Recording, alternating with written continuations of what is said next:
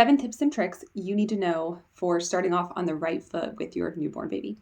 Number 1, burp mid-feed. Whether baby is breastfed or bottle fed, I would recommend burping them in the middle of the feed and at the end of the feed. If you're noticing that your baby is struggling with gassiness or discomfort, if they're stopping mid-feed, showing disinterest or almost like distraction type vibes or body language, it might just mean that they need a mid-feed burp. So I recommend doing it. I wasn't always super keen on doing it, especially with my first baby, but with my second, I found that they really did need it and that it was actually quite helpful. So keep that in mind. Number 2, establish good sleep habits. Now, you want to start this as a newborn, and it's not that you're sleep training or anything like that. This is just getting into routines, getting into habits. For example, a couple things that I avoided actually were bath time as a part of the nighttime routine and nursing.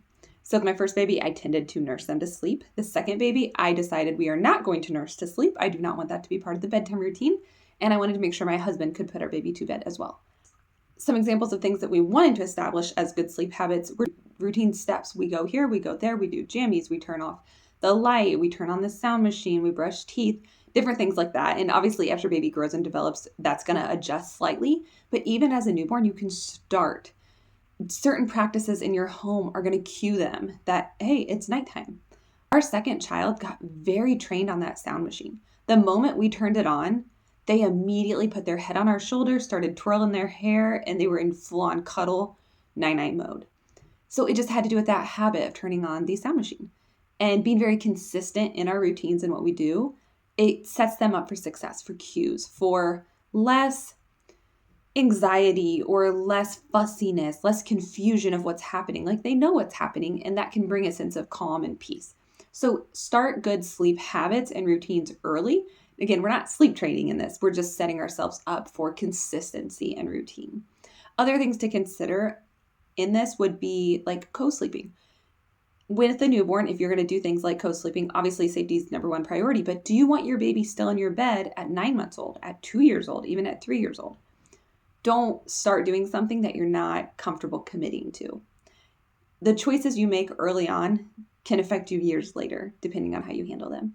So talk about what kind of sleep you envision for your family and how you can work towards that slowly over time. My third tip would be sleep equals more sleep.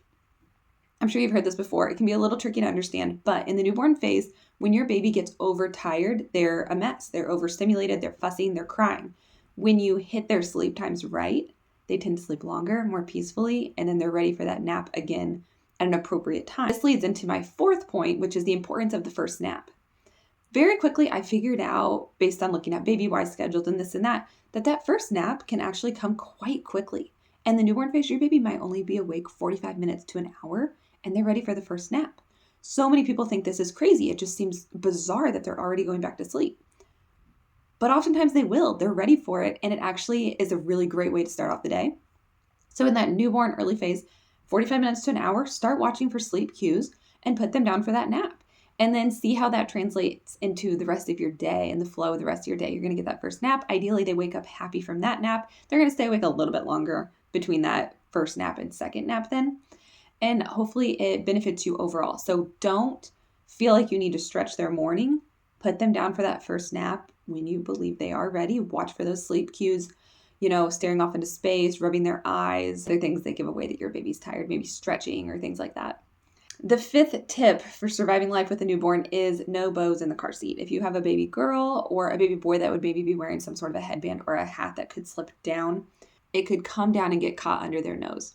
Babies are primarily breathing through their noses. I'm not a doctor. Maybe it's 100%. I don't know exactly, but they breathe through their nose. So if a bow gets caught under their nose, it could restrict their breathing and be a huge safety concern.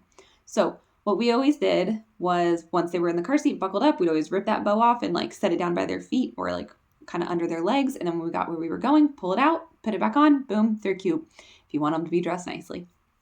Just please don't let them wear bows in the car seat, especially if you're not sitting in the back with them and you're not right there beside them. Number 6 is comforting your crying baby. So with a newborn, it's kind of tricky because people are like, newborns, they sleep all day. They're always asleep.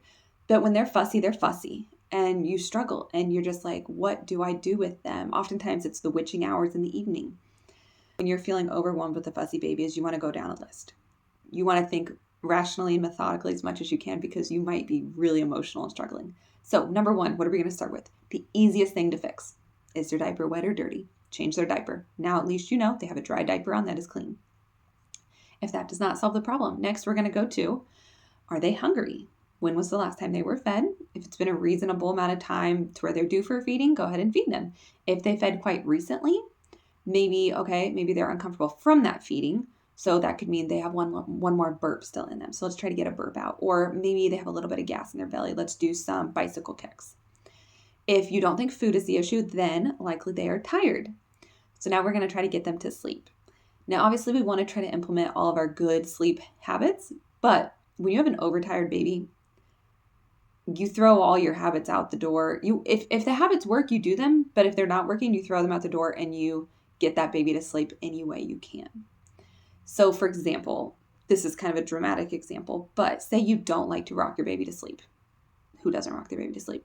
Say you're like, no, they go down independently. Well, if they're overtired, you're going to rock that baby to sleep. You're going to hold them for 2 hours straight if you have to get them that rest to then get them back on track. Does that sort of make sense?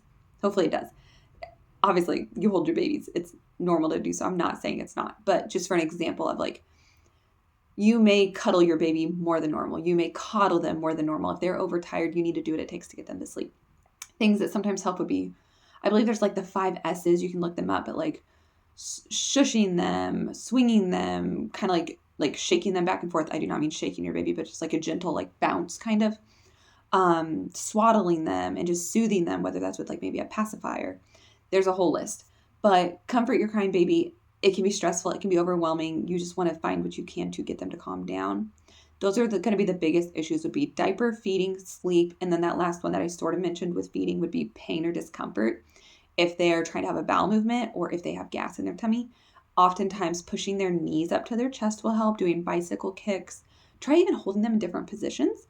Sometimes a dad, moms are very much capable, but dads tend to do a position where you rest baby more so on your arm. And it puts a little bit of pressure on their stomach and can possibly help them with either gas or a bowel movement. And so try different things, help them out, burp them, move them around.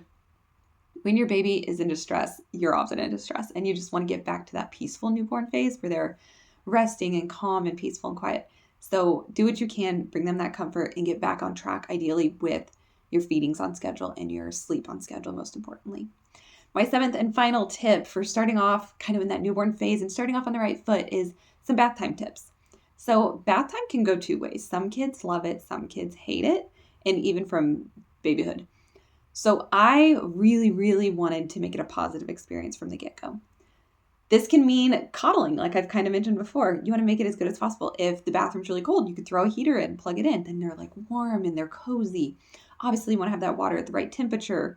I know some people will actually take a bath with their baby and say have your baby like almost like on your legs in the bathtub.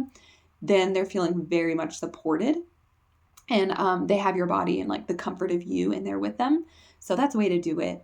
Another thing is to gently, this is a huge recommendation, but gently trickle water on their face from day one. This way they're always used to getting a little bit of water, whether it's in their eyes or just like down their cheek or a little like sprinkle splash. Getting them comfortable with water so that later on you don't have meltdowns when they're getting into their toddlerhood of water getting in their eyes or this or that. So start off bath time with good routines, good habits, comfort, and calmness, and make it as positive as possible.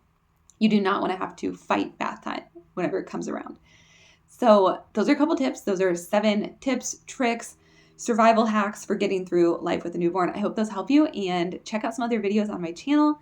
See if anything out there is what you are looking for and if it can give you the advice that you need to make it through whatever season of babyhood and motherhood you are currently in.